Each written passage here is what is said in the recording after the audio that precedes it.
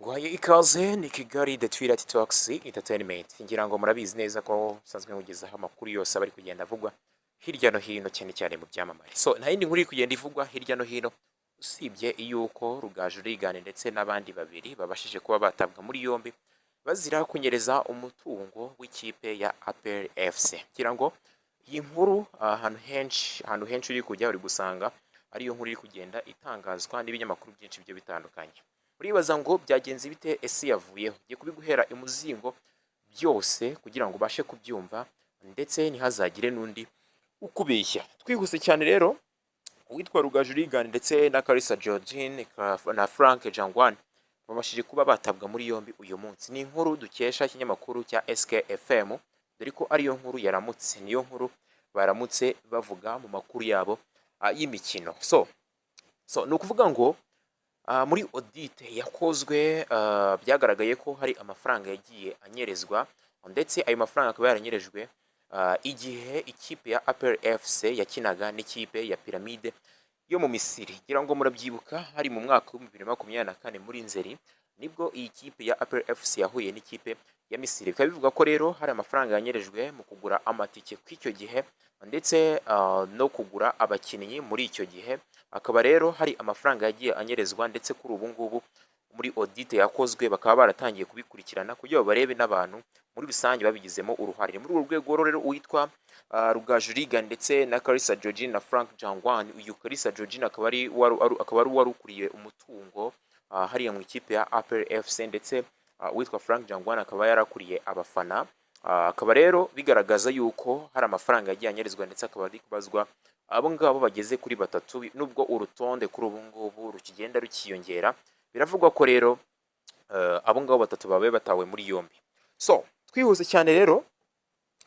cyane ni ukuvuga ngo mu bintu byakomeje kugenda bivugwa cyangwa se mu kwiba amafaranga cyangwa se mu kunyereza umutungo w'icyo gihe, dore ko kuri ubu ngubu uwitwa Kalisa Georgine atari ubwa mbere n'ubundi avuzweho ibintu nk'ibyo ngibyo, dore ko ubwo hari muri Gashyantare 2025 aribwo byavuze ko uyu bita Kalisa Georgine yahunze. Ngira ngo mwagiye mwumva amakuru y'uko uyu Kalisa yahunze rwose. Ubu ngubu byavuga ko yari ari mu Bwongereza, ndetse uwitwa umuyobozi cyangwa se chairman Brigadier General Deo Rusanganwa abazwa kuri ayo makuru yavuze ko rwose atazi ibyo guhunga k'uwo mugore, ndetse atazi n'ibyo ari kugenda abazwaho, ndetse amakuru abasha kuba yarangira gutyo. Abantu bareka kwirirwa banabitindaho cyane babivugaho, bitewe n'uko uyu chairman wa APR FC yaramaze gutangaza yuko rwose nta kibazo gihari. So rero muri audit yakozwe muri 2022, 2024, 2025 hagaragajwe ko hari umutungo urenga miliyari imwe ndetse n'igice wanyerejwe wa APR FC. Hari umutungo wa miliyari n'igice wanyerejwe, ndetse abangaba batatu bakaba bafitemo uruhare rukomeye cyane wo kunyerezwa k'uwo mutungo, ndetse bakaba batawe muri yombi bazira hanini icyo kintu. So amakuru akimara kujya hanze, ngira ngo murabizi neza ko uwitwa Rugaju Rigani n'ubundi yari amaze iminsi ari mu bibazo bigiye bitandukanye, amakimbirane agiye atandukanye ari kumwe n'uwitwa Lorenzo, ndetse ubu Lorenzo amaze guhagarikwa no kuri radiyo y'igihugu igihe kingana n'amezi 2 bitewe n'igihano arimo kijyanye n'imyitwarire ye.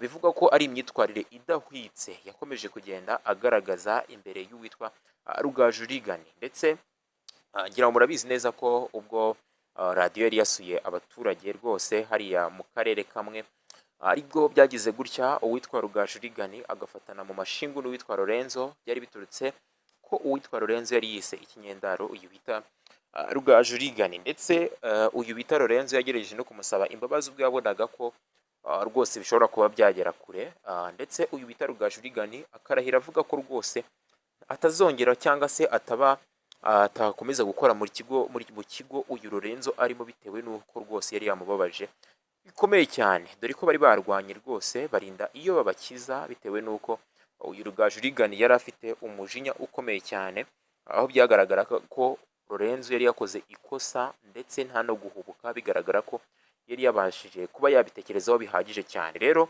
Rugaju Rigani yanze kumubabarira, biba ngombwa ko uwitwa Lorenzo bigera kure cyane, ndetse ahagarikwa igihe kingana n'amezi abiri yose. Rero yagize gutya Lorenzo aza ku rubuga rwe rwa Instagram agaragaza yuko yishimye cyane rwose ndetse anejejwe n'ifungwa ry'uyu muvandimwe wita Rugaju Rigani, agaragaza ko rwose yishimye cyane, aho yagize ngo byagenze gute ku Murindi, ati byagenze gute ku Murindi, ndetse azarandika ngo karma is acting very quickly these days, agaragaza yuko rwose ikikubayeho n'ubundi nawe kiba kigomba kukubaho ndetse biri kuba cyane byihuse cyane muri iyi minsi.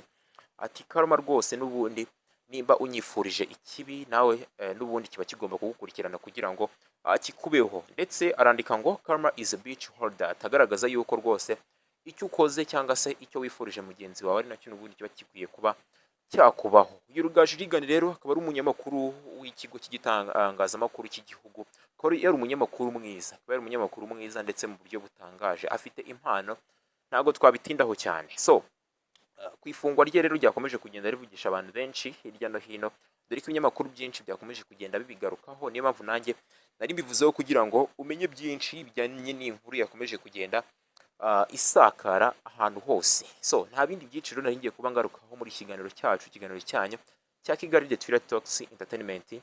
Nibyo ngibyo rero, nimba nawe waracikanwa cyangwa se ufite umuntu wikundira muri rusange ukeneye kujya umenya amakuru ye umunsi ku wundi, kandi subscribe kugira ngo ujye ubasha kumva byinshi cyane bigiye bimwerekeyeho. Ngayo nguka, iyo niyo makuru ahari.